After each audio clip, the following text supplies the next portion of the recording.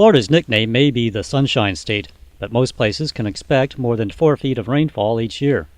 What actually happens after all that water falling from the sky hits the ground has a big impact on its availability for people to use.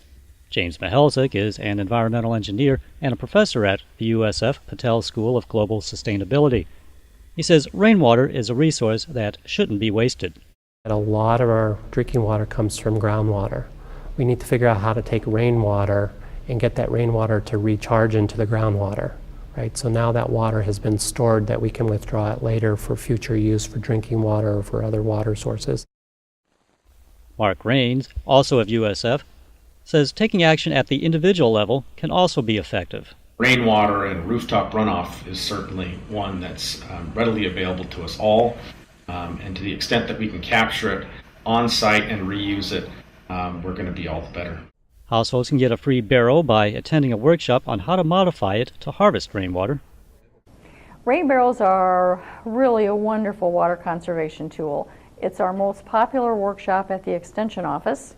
And what better way to water your landscape than with a free resource? The hardest part is just getting the barrel, and we offer 1 free barrel per household for attending our 1-hour workshop. We can reduce erosion coming from the rainwater off our roofs. We can decrease the amount of storm water that's running off of our property and polluting the bay.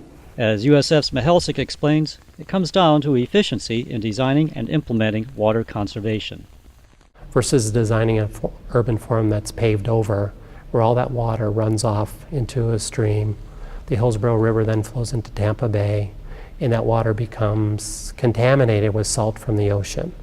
And then at some time then we decide to desalinate it, so we throw a lot of energy and materials at that water to take those salts out so we can drink it again.